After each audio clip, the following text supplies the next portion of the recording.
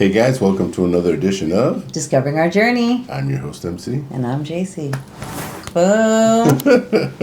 So, are you, out of curiosity, are you that person that goes to IKEA and you buy the pieces and then you like to build them and put it together?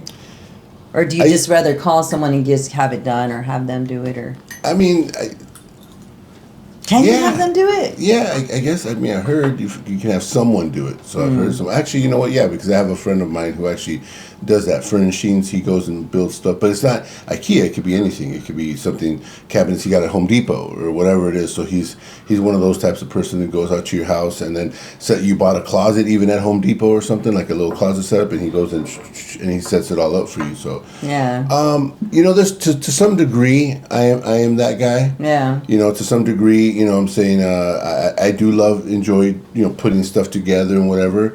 Once it starts getting into like cutting and different stuff, I'm not the handiest man when it comes to cutting and I try to measure twice, cut once. That's the rule. I try to.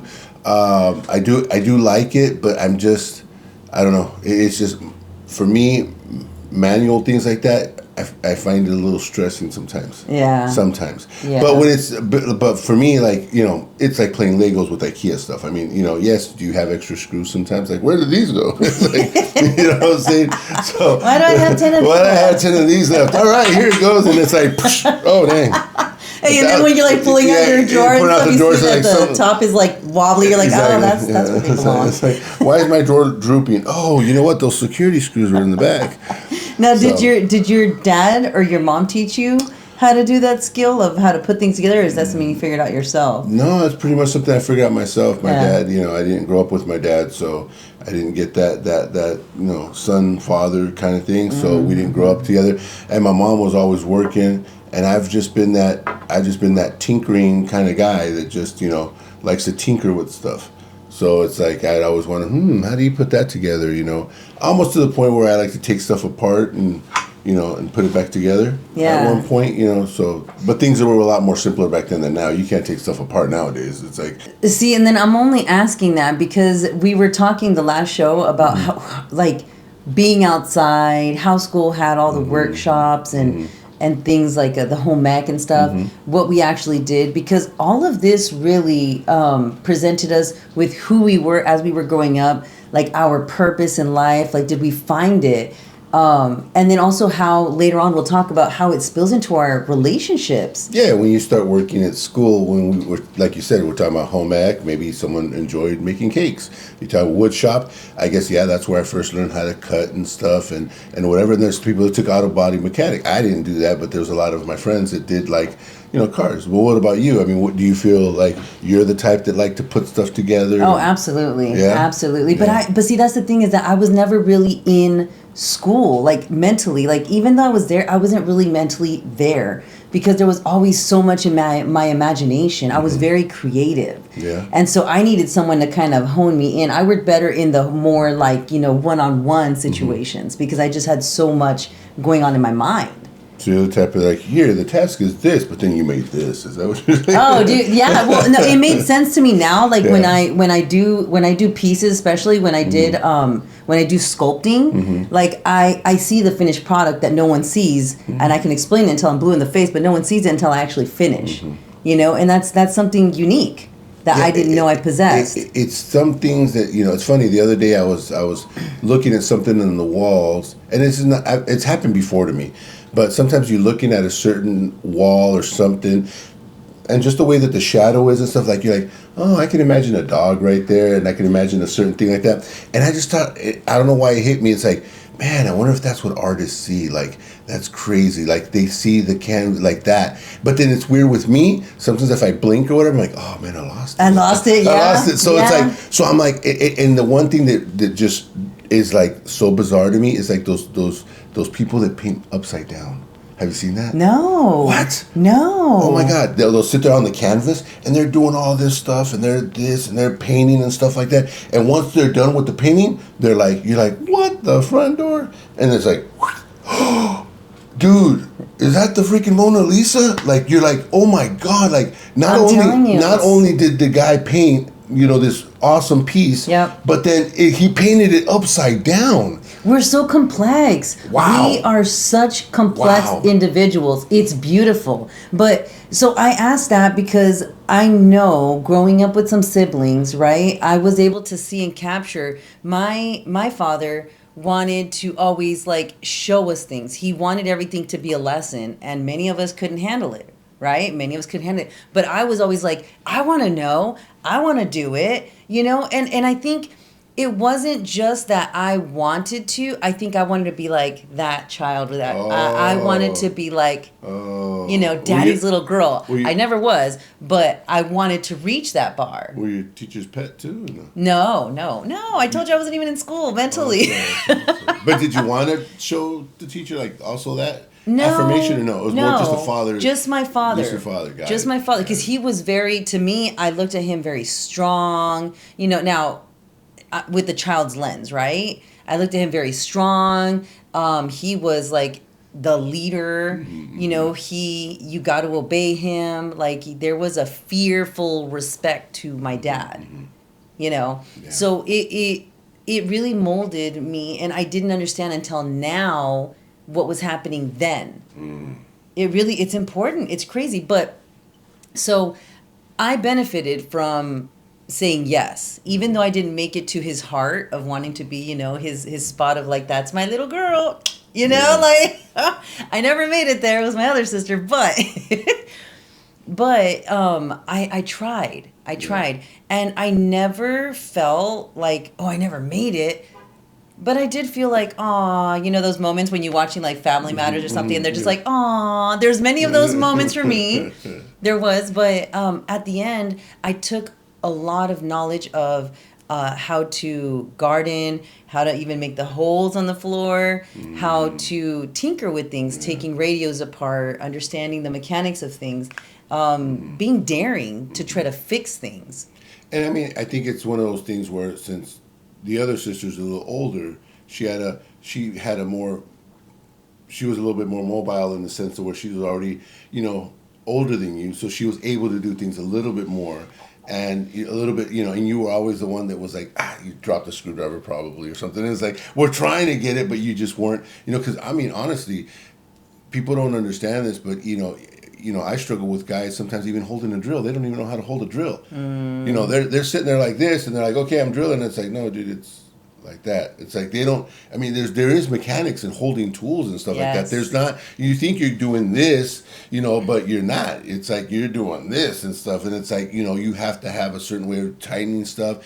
Me, sometimes that's another thing why I don't like mechanics that much, because like I'm an over tightener. It's like I don't know where my this thing ain't going nowhere. Yeah, exactly. And then I do it too much, and then I'll end up like stripping it a little bit. Oh, dang, I tightened too much. It's like, so I don't know the gauge, the tightness of certain things sometimes. So that's just how things are. But see, and that's one thing I'm thankful for too, is that like, because I always was very careful, my dad always taught me the little tricks. You put a magnet here, you put all your screws here so you don't lose them. You always want to have a pocket on your thing right there. And then when you're tightening things, you don't ever want to tighten all the way. Once everything is done in that frame, then you go back and you tighten. Yes, it's going to be a little bit extra work, but you do it right. And I'm just like, yes, sir. And so now it's like, I love it. It has really given me a lot. Now, I know I'm making it sound like it's just like, it was like such a perfect life. No, it was, he had no patience. He had no patience. So when I would fumble that thing, he'd be like, what are you doing? Didn't I tell you? And guess who does that now? I'm in the kitchen. I'm just like, dude, you didn't even wash the dishes right. Are you kidding me? What did I tell? Didn't I tell you to put pressure on that thing?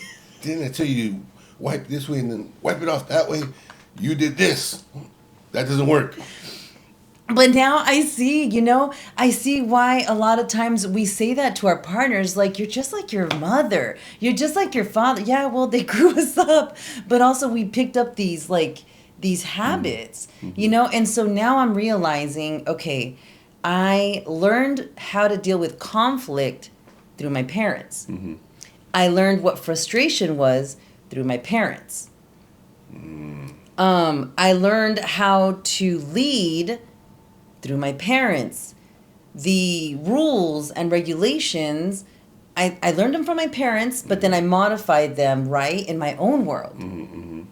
So what were some of your rules in your household? Let's see here. You didn't really have any. What? No, it's no rules. No, like, okay, no boys in your room, right? We were girls. No boys in your room. You got to keep your door open. You got to be home before the lights come on outside. That was a rule of yours, right? Yeah. I guess growing up later with my father, he had some more rules, but see that the only problem with growing up with your father when you're 11 years old is that by then I was already a little molded. Oh, so, you know what I'm so you saying? were rebellious. So it's like almost going to go adopt a dog that's already like, got some years on it. It's gonna take some tough learning, you know what I'm saying? More like this dog was off leash all his life. Oh yes. And now you're putting yes, I'm like, what the heck a is leash this on. thing Like, off wait, of me? You're like, there's a limit here? You know what I'm saying? I'm chewing on the leash and stuff. It's like, yeah. So it's like, I mean, we went from, just to give you a little bit of an idea, we went from we would eat whenever we wanted to we all eat together as a family. I'm like, oh, what's this? All right. So, I've seen this Wait, on wasn't TV. that better, though? I've seen this on TV before. Well, okay, well, you would think it's better, right? Right. But one of our rules was you couldn't talk, and that blew my mind. Okay, like, I never understood that. We did that too. You can't talk. You put air into your stomach. Yeah, I was we're sitting there, and I was like, so, how's everyone's day going? And then I get these stares. Oh, okay, I finished my food. All right. Yeah, so I guess I'll talk to myself, and it's like, wait, I can talk to myself, right? See, again, I'm the type of person that it's like, hey, you say I can't talk to nobody. I'm talking to myself. I'm thinking out loud of what I'm gonna do later. I'm gonna go play some Nintendo.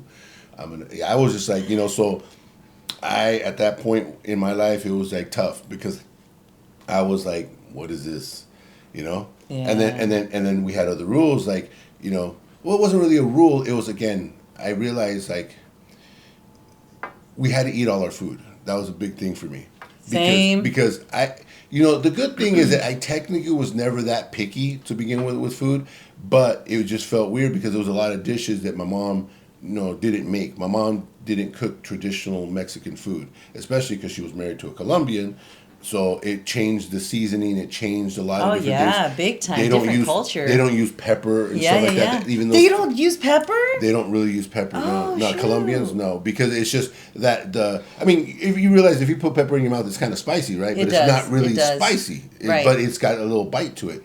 So for them, even that type of condiment is spicy for them, or just they don't like it. Yeah. So my taste buds were different. So I was like, what? We got to eat? What? So it's like the rules and everything was it was tough for me. It was very tough for me to handle living, 11 years doing whatever I wanted to now, 11 years old going to go live with my dad and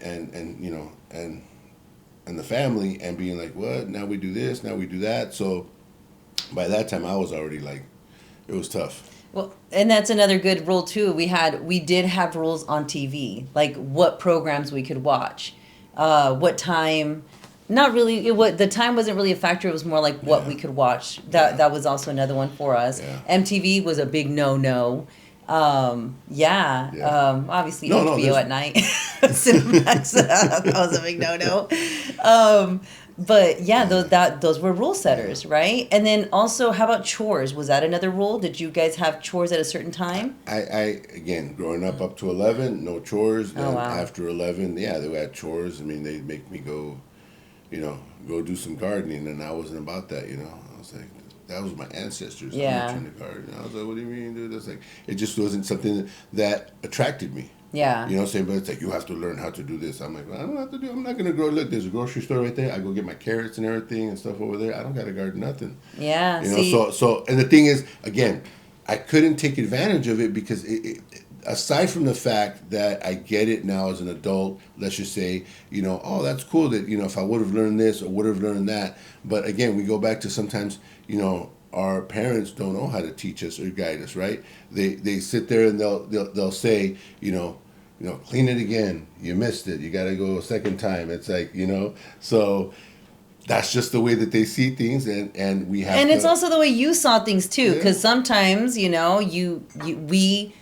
have little eyes looking up, and it's easier to judge. Yeah. It really is. It really is. And I'm only saying that now because I'm a parent and I see a lot of these things coming at me. And you have to show pity on me, damn it. Like, give me some empathy, because it's not easy to see them and correct them. But another thing that with the whole chores thing, I was responsible for juicing, helping cook breakfast and dinner, cleaning the bathrooms. Oh yeah, and like I said before, we had the white glove kind of deal with my dad. My dad went in there and he would be the check off of everything being done. He'd look at the mirror, underneath the cabinets, in the medicine cabinet, the toilet, the shower. Okay, and then swept and mopped everything, even everything, and then yes, it was clean. And so it did help me, though, to understand a sense of organization, something I struggle with my kid. Mm-hmm. See, this is where I'm telling you, I've bent the rules a little bit with what I didn't want to torture my kid with, right? Torture, which for me in my eyes in that time was torture, but now as an adult, I see that it was a teaching. Mm-hmm. And yes, maybe it was a little bit of a brutal thing for me as the receiving end of it, but it really wasn't. It really wasn't. And the thing about it is that I feel like no matter what transitions you've done, no matter what, when you have children, for what I've seen in my experiences, it's like they're gonna think torture is what torture is. It's like their torture. Yeah. Their torture is our always, scale is just like you tip it too fast. It's always gonna be like, no, you don't understand. I couldn't eat until I finished doing the garden. It's like, are you done planting them seeds out there? I was like, I'm almost done. You can't come in until you're done. Okay, it's like that was real torture right there. I mean, that to me was real torture. Now the torture is like, if you don't wash your clothes, well, what do you mean? It's like, you're inside washing clothes. That's not torture, but that's their torture. Yeah, that's their torture. It doesn't have because to compare. we become victims of the whole situation. The point is that we're doing things that are maybe not to the standard of our parents. We're doing things, they're trying to set limits, but sometimes they don't know. Especially me as a person, that I would love to push limits, as we've discussed in other podcasts, that it goes through your adulthood, and that's why I like to push limits on stuff. Absolutely, go for it. And you're talking about torture and stuff, and I've heard before somewhere, and I don't remember where, but I think it's more like discomfort. Exactly. And it's like, just as a kid, when we get asked things, we're put into discomfort, and everything, every chore, every challenge, every learning experience that our parents are trying to teach us, it's really discomfort to a kid because we're doing something, we're not comfortable doing, or and we'd rather do something else with that time. But I think it's been multiplied now in this generation, because now kids have more comfort than anything. They got so much. It's not that they have more comfort; is that there is more comfort. The comfortness of grabbing the phone to order a pizza, order a ride, to play with your friends, just like, hey, you there? Yeah, you're there. He's already on TV, and so it's like there's a lot more comfort. Well, yeah, that's comfort, but at the same time, like I said, I am now understanding that there's more comfort because I was damaged because of all the strictness and their authority that they put over me, that I want to be a lot more kinder to my child. I don't want them to feel what I did. But you know what? No matter what, I've noticed it's going to be discomforting because it's going to be something that they don't want to do, essentially. But we all need that discomfort. But we all need it. No matter, and like that's what I was saying. No matter what that discomfort, and one was like, "Oh my God, it was torture." It's like, no one's gonna understand going out to your backyard and grabbing nopales, and then you guys sit there and clean the dang nopales, and it's like then you're doing it wrong. It's like, kids nowadays. I'm not saying all kids, because there's parents that have gardens, and it's like, it's just there has to be a balance to be able to enjoy. Because some kids, like you said, you grew up with quite a few siblings. Not everyone's going to enjoy maybe cleaning or vegetables, and maybe some will. So it's like sometimes you gotta see where you can get your child into it and stuff, because then it becomes torture. Yep. You're sitting there cleaning and stuff, and it's like, oh dang it, I messed up. It's like so. But this has all opened my eyes. It has all opened my eyes in a big way, where now I understand my parenting style versus dad's parenting style. Okay. I started to understand big time. I started to really hone in on why am I like that? Why are they so lenient? Why am I so lenient? Why are they being difficult? Why is it so hard for them to do what's asked of them? Why are they getting frustrated? Why is he shutting down? Why all of these whys are coming to me, and not just of my partner, but of myself. And it's a big thing.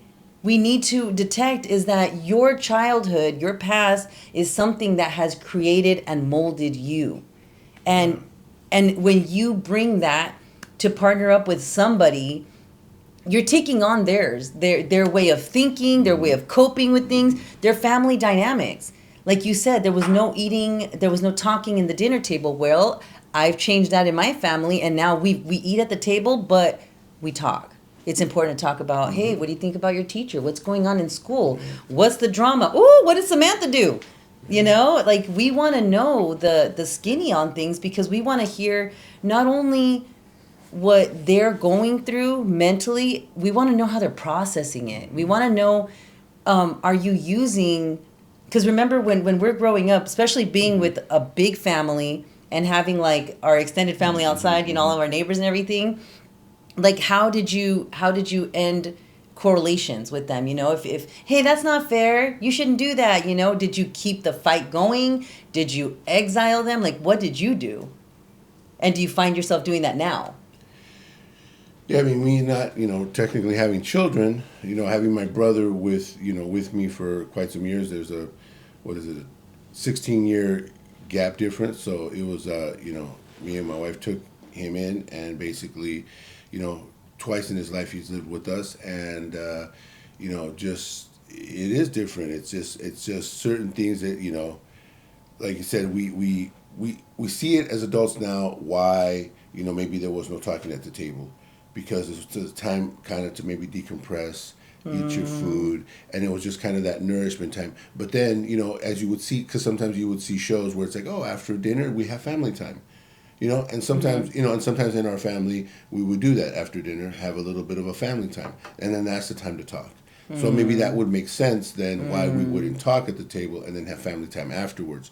We were playing games, something. By that time, supposedly everyone had already done their homework and stuff, because before, you got to finish your homework before dinner. That was another rule. Homework time before So, dinner. Homework before dinner. That way, why? We go, we eat, we do what we got to do, and then we have family time. Yeah. So there's a structure there that maybe you don't always get to see why it was, but as an adult, you're like, okay. And things with the times change, what I'm saying?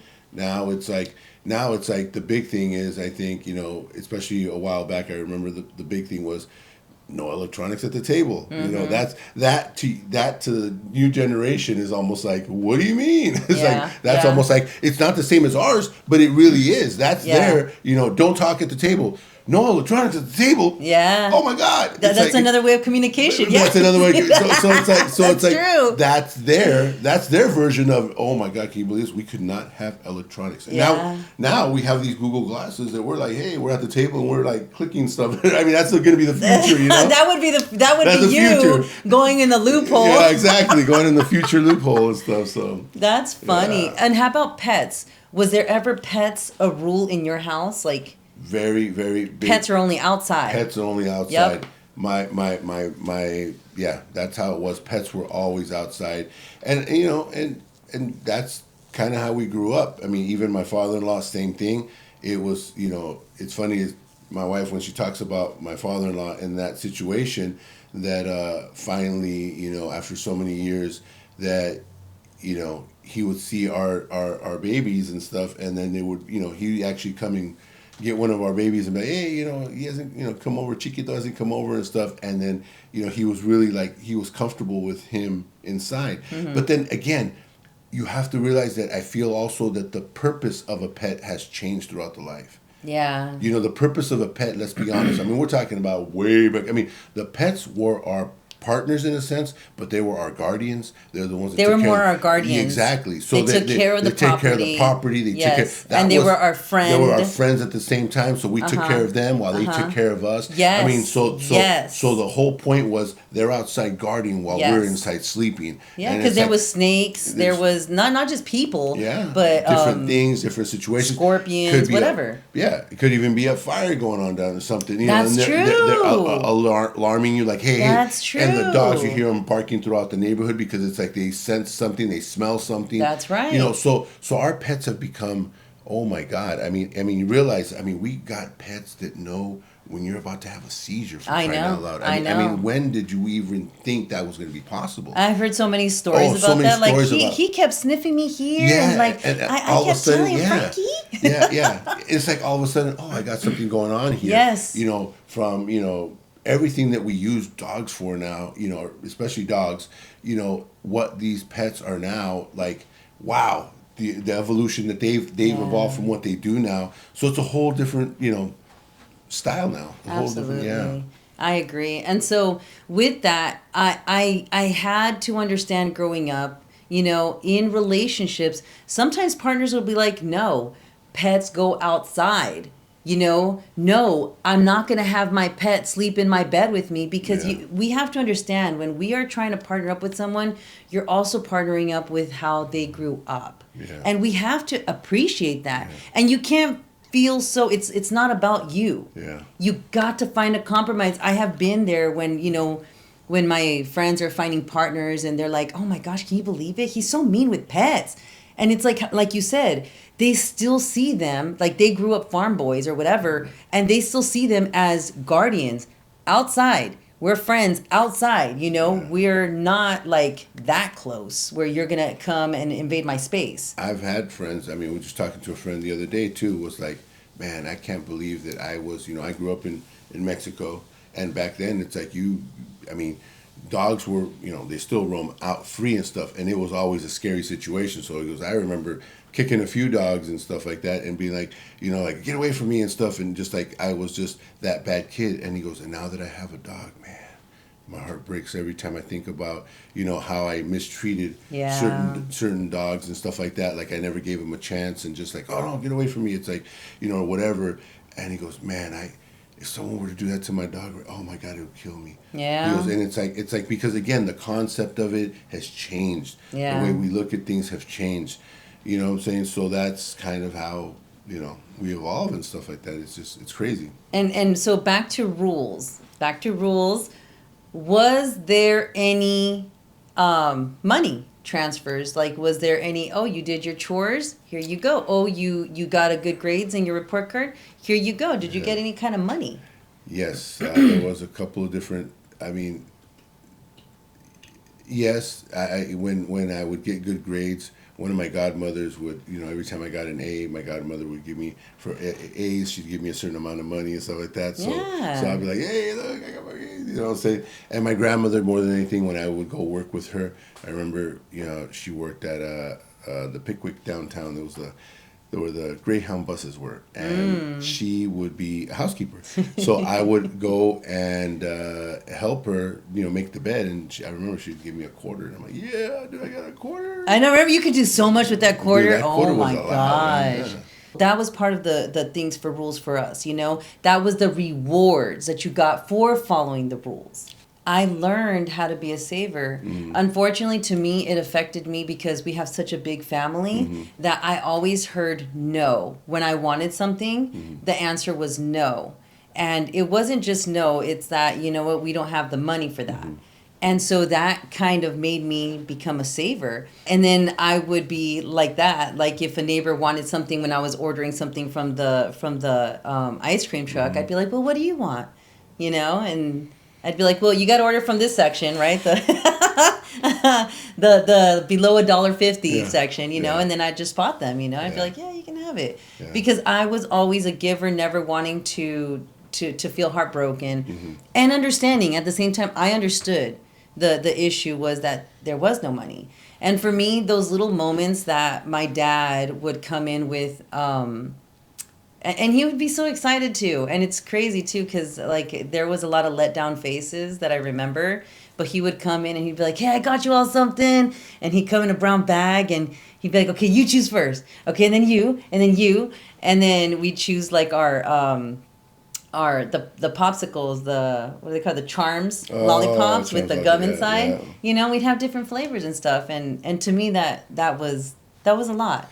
And see, and there was multiple siblings on your side. Yeah, see, it was a lot. See, for me, for 11 years, I was the only child. Oh, yeah. So then I technically never heard no. Yeah. So I whatever I wanted, if my mother couldn't get it or whatever, my grandmother would buy me everything. I mean, from Jordan shoes to leather jackets. I mean, but see, what that made me realize was, because of the teachings with my grandmother working so hard, and I'm like, grandmother, you work so hard. Like, that made me want to work. So as I got older, I would go help my mom when, she would take photos and stuff, and I would help her, and she would pay me and stuff like that. Yeah. So that made me, appreciate money a lot different. So it's like, I'm like, oh man, I need to work for my money. So I would start picking up, paper routes and working, at different places for cash and whatever. I would always be like, okay, I'm gonna hustle like my grandmother, so that taught me there was times where I was like, I don't want my grandmother to buy me these things anymore, because it's like, how does she do it? She barely can afford for herself. And I'm like, oh man. So that made me grow up in that sense. I really think that rules are important. Yeah. You touched on something very strong that we're going to be talking about in the next one. Yeah, which is what happens when you violate those rules. Yeah. Rules are important because they give us guidelines. Yeah. And you kind of start to see, me as a mother, I'm starting to see very clearly now what type of child I have, because your kids are all going to be different. You cannot parent the same. You can't have a cookie cutter mentality of, I'm just going to be a nice, and I'm just going to be forgiving. Because you got some kids that love to have loopholes. You've got some kids that want to be overachievers, and you got some kids that need more. Mm-hmm. You have some kids that need less. You got so many things that you kind of, and rules, there has to be concrete set rules. Yeah. And I mean, and I know that there's even this one thing, don't want to end up another can of worms here, but, the whole question of, do you ask why or not? Because that was a big topic back in the days, I was a big why kid, but I couldn't be. Yeah, exactly. Porque dije. That's what I'm saying. That's a big, which one are you? It's so it's it's one of those things where I think it's not just about the why. I think that we have to work with our kids so they have a better understanding. Will they ever understand 100%? No. Especially when they're kids. Yeah. But there has to be a little bit of a balance to help them understand that this is all in their better interest. Yes. And they're not going to they're not going to understand it till later. But it's going to be this situation, and you guys got to grow with it. Yep. And you guys got to do what you got to do, and it's going to be tough. So yeah, without rules, there is chaos. Yeah. And we all have to understand that all nations are built on laws. The first thing everyone establishes when you have a family, when you make a club, when you have anything, it's all established on laws. It's the most important. Mm-hmm. And we have to have this because it contains our aspirations, our standards, our regulations by which we're going to be living by. Even morals. Oh my gosh, yeah. All of that. It is so needed. Without that, it causes chaos. Yeah. You got to plant that seed. That seed has to be planted in each individual child because, like I said, just like how we're growing up and understanding, it's well, I would have done it differently, but at least I understand. Yep. Because the times are different and there will be changes, but the whole point is to understand. Go back in your head and go, that's why he did this. That's why she did that. That's why they told me this. That's why they said that. So you start to understand it. So the whole point is to really place that in there. And it's going to be a struggle. Yeah, because without chaos, dude, once it's chaos, it becomes everybody's problem.